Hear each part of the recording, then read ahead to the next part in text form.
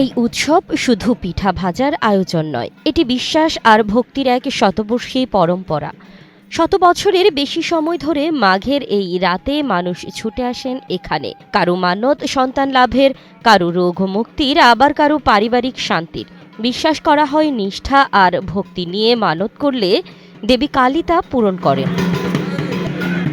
পিরোজপুরের নাজিরপুর উপজেলার কুমারখালী গ্রামের কালী মন্দিরে মাঘ মাসের অমাবস্যা রাতে শীতকে উপেক্ষা করে ভিড় বাড়তে থাকে কালী মন্দিরের প্রাঙ্গণে। একসাথে জ্বলে ওঠে 108টি চুলা। প্রতিটি চুলায় ভাজা হচ্ছে চিতই পিঠা।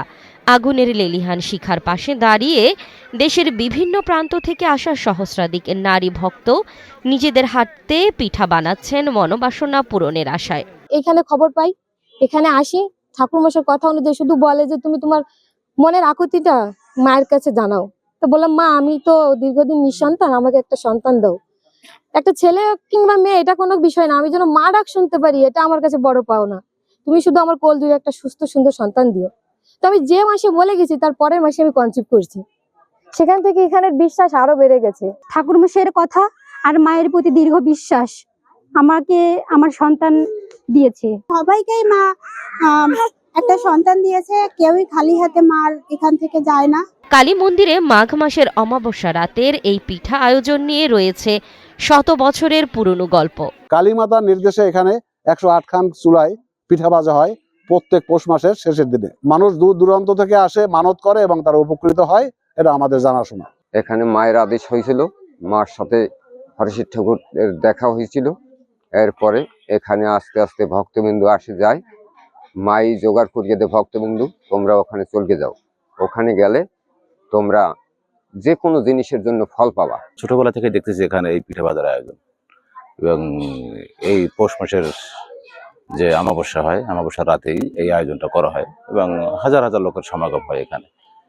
এবং এই পিঠাটা মূলত গাছে ভাজতে এক সময় যখন শুরু করছে তারা, আমরা যারা শুনেছি 100 বছরের অধিক সময় ধরে এই পিঠা ভাজার আয়োজনটা চলে। তো তখন গাছে করে ভাজতো, গাছের উপরে বসে। তো মহিলারা তো গাছে ওঠা সম্ভব না, যার জন্য এই মাটিতে চুলা করে এখানে পিঠা ভাজা হয়। মা কালী নাকি পিঠা খাওয়ার আবদার করেছিল আমার জ্যাঠা হরশির ঠাকুরের কাছে। বলছিল যে আমাকে ওই পৌষ সংক্রান্তিতে আমার জ্যাঠা পিঠা খাওয়ার পরে বলছিল যে আমাকে খাওয়াবি না, তখন উনি এই পিঠা অনুষ্ঠানটা শুরু করে যে মা তোমাকে অমাবস্যার দিন আমি পিঠা খাওয়াবো। তো সেই কথার পরেই উনি ওই গাছে বাঁশের মাচা করে 108 চুলে উঠে পিঠা ভাজে। কিন্তু সেখানে যেহেতু পুরুষ লোকে ভাজছিল আর মায়েরা মানত করলে তারা তো গাছে উঠতে পারে না, এই জন্যই নিচে এখন আমরা অনুষ্ঠানটা শুরু করছি। আর তাদের মনোবাসনা পূর্ণ হবে এই বিশ্বাসে তারা এসে এই পিঠা ভাজে, তাদের মনোবাসনাও পূর্ণ হয়। স্থানীয়ভাবে এটি পরিচিত চিতই পিঠা উৎসব নামে। প্রজন্ম থেকে প্রজন্ম ধরে এই আয়োজন টিকে আছে মানুষের বিশ্বাসের শক্তিতে। রাত 8টায় বিশেষ ধর্মীয় আচার অনুষ্ঠানের মধ্য দিয়ে শুরু হয় উৎসব। তারপর চলে সারা রাত পিঠা ভাজা, প্রার্থনা আর মানত পূরণের অপেক্ষা। সেই শতবর্ষ পূর্ব থেকেই কোনো এক পূর্বপুরুষ তার মাধ্যমে তাকে স্বপ্নে দেখানো হয় যে এইখানে তুমি আশ্রম করো।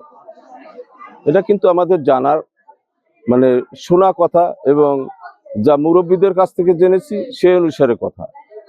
তা সে অনুসারে উনি এইখানে প্রথম কালী মন্দির স্থাপন করেন। আস্তে আস্তে দশমহাবিদ্যা বিগ্রহ, দুর্গাপূজা সবকিছু এগুলো করেন, এবং দূর দূরান্ত থেকে ভক্তবৃন্দ আসেন, তাদের মনোবাসনা পূর্ণ হয়। আর দূর দূরান্ত থেকে যারা আসেন তারা কেউ সন্তানের বাসনায় আসেন, সন্তানের কামনায় আসেন। মা কালীর কাছে অনেক কিছুই তারা চেয়ে থাকেন, হয়তো ভক্তবৃন্দের আশা সে পূর্ণ করেন। রাত পেরিয়ে সকাল, সূর্য ওঠার পর এই মেলার শেষ পর্ব শুরু হয়। সকাল 10টার পরে ভক্তদের মাঝে খিচুড়ি বিতরণের মধ্য দিয়ে সমাপ্ত হয় এই আয়োজন।